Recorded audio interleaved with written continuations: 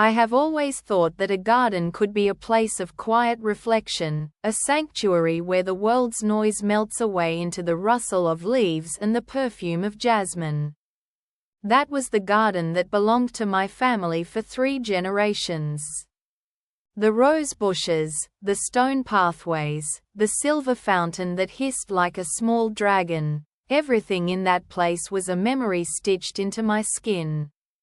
I had never imagined that this sanctuary would become the very stage upon which my family's greatest betrayals would play out. I was 16 when I first discovered the letter. It was hidden in the hollow of the old oak tree, a place that had been a secret hideout for my father's childhood friends. The paper was brittle, the ink fading into a pale brown. My name, written in a cramped, hurried hand, made my heart thud. "You need to know everything. It will save you," it read. I stared at the words until the corners of my mouth twisted into a crooked smile that did not belong to me. The letter was from a man named Jonas Rask, a name that had never been spoken aloud in my family. It was addressed to my mother, Eleanor. The writer was clear and clinical in his confession. He had loved Eleanor for years, but her husband, my father, had abandoned him in the wake of a scandal that had shaken the town. He had seen her, a beautiful woman, leave her past behind and build a new life with a man who was nothing but a good steward of the family's fortunes.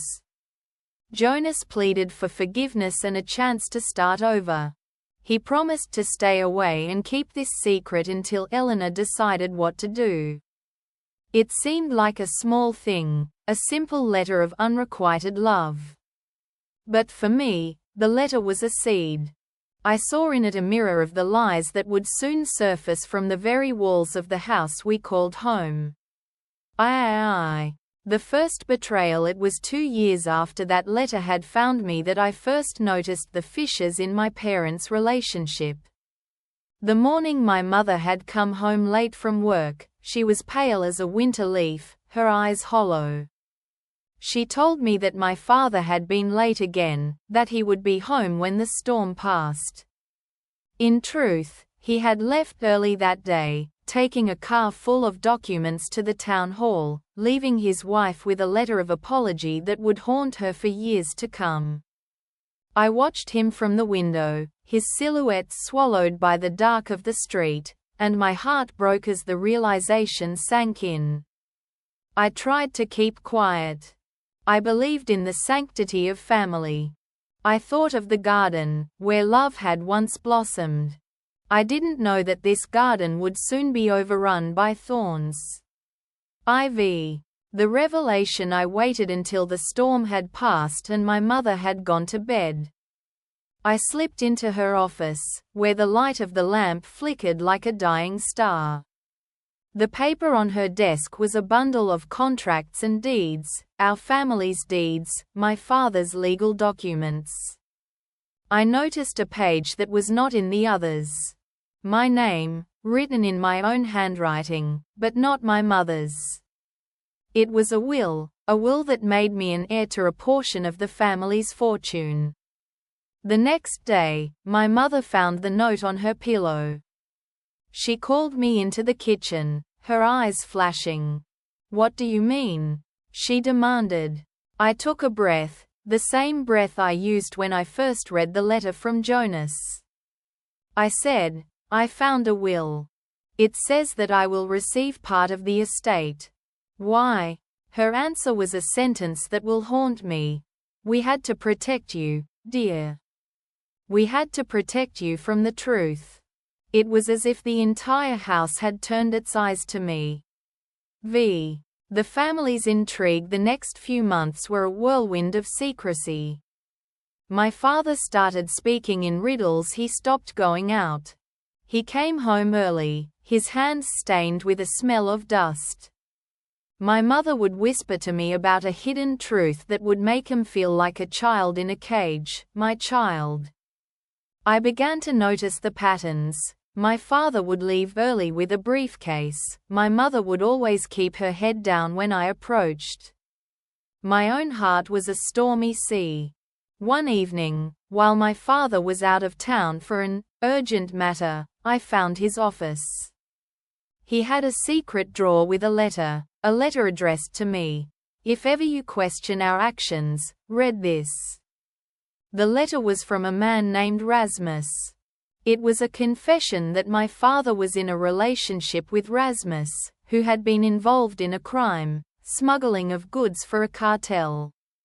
The letter had detailed how the father had covered up the crime for the sake of the family's name. In that moment, I realized that the lies that had been hidden were not just about money or affection, but about an illegal operation. I was shaken. I did not know what to do. I felt like a puppet pulled by unseen hands. I knew that my mother had a part in it too. She was complicit. She had been a silent accomplice in the smuggling operation. She had used the family's fortune to buy property. The idea of a betrayal so large was like a stone thrown into a small pond, the ripples spreading in a pattern I could not predict. The second betrayal, a new ally. A month later, a woman named Mira arrived at our doorstep. She was a former friend of my mother's from when she studied abroad. Her eyes were bright, her smile genuine. She came to help my mother with the new business, and she seemed to understand all the details of the smuggling operation. My mother, in particular, was drawn to her. We all thought Mira was a savant who had taken my family's fortunes into her hands. One night, as we all sat around the table, my mother told me that Mira had been the mastermind behind the smuggling operation. She had run the operation for years, and my father was only a cog in her machinery. She had also been the one who made the decision to smuggle money into the family's accounts. She had even taken a portion of the money to buy a plot of land that my mother and I later found a secret underground lab on. When I discovered this, I was a wreck. The entire world I had known collapsed. The family I loved was a group of traitors, and the lies that had been woven into the fabric of the family were now exposed like a rotten fruit. My mother, who had taught me everything I had known about kindness, had been a thief and a liar. My father was a liar. The person I had called my father was not a father. The woman I had called mother was not a mother. The garden that I had grown up in was no longer a sanctuary. 7. The decision. I was at a crossroads. I could have left. I could have walked away from my family's ruin. I could have gone to the police. But I also had a need to be the master of my own destiny. I decided to take revenge. But not in a reckless or violent way. I wanted to make the people who had betrayed me and the family they had built lose everything. I started to gather evidence. I found letters from Jonas, documents from Rasmus, photographs of the hidden underground lab. I used my father's computer to access the records. I found a way to hack into the bank accounts, but I was careful. I didn't want to get caught. I wanted to protect the family that still existed, my sister, Anna, and our younger brother, Lucas. I didn't want to destroy the whole house, only the people who had turned my world upside down. 7. The preparation. For months, I prepared. I became a shadow, moving in the dark. I made lists. I made my father think that he had no one to trust. I called my mother once. The call was long and emotional. I told her that we needed to talk about the future. We met at the kitchen, the air thick with secrets. During the meeting, I whispered to her that the money that was hidden under the floor was not mine. She looked stunned. She didn't want to hear it.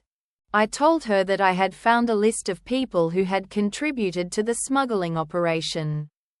I said that I had a way to expose them, but the only way to get the money back was to go to the police. She was furious, but I could see the guilt in her eyes. I took a small step. I left a letter on the kitchen table. I will go to the police.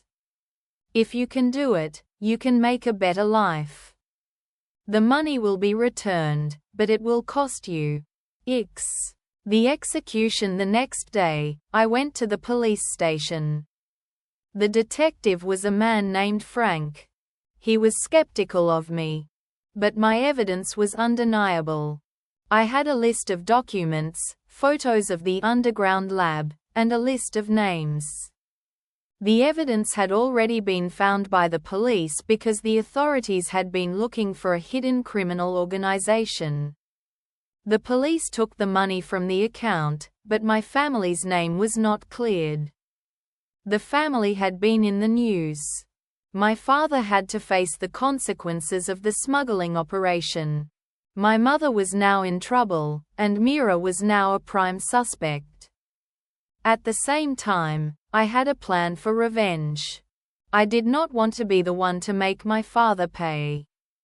I wanted to make the mother pay. I did so.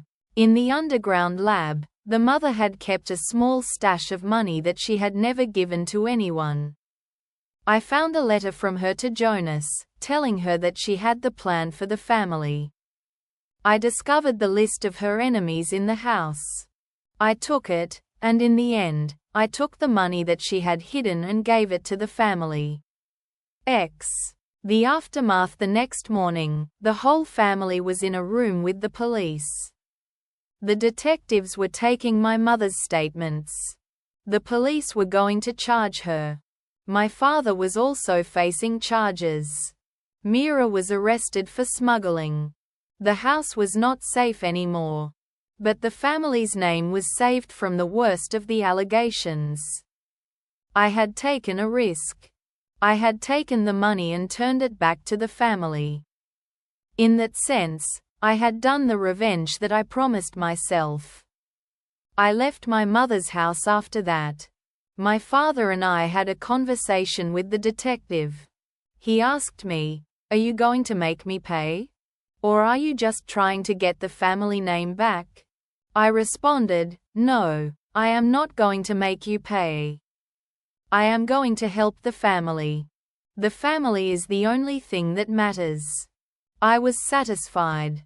The story of revenge had come full circle. I had started the story with a letter from a stranger. I had turned my family into a drama about lies and betrayal. And I had found the means to make the people responsible for the deception pay. The end. I left the house at the end of the day. I walked to the garden. The garden was empty, the roses wilted, the fountain had no water. I sat in the grass and thought about how the story had come to a close. I had taken revenge. I had also come to terms with my own humanity. I was not a monster. I had simply taken the place that was rightfully mine. In a way, my revenge had become a reminder that no matter how much the world may break you, you can choose to rewrite your story. No matter how the family may betray you, you can choose to stand by your own moral code. In the end, revenge was not an end but a new beginning. And that was what mattered.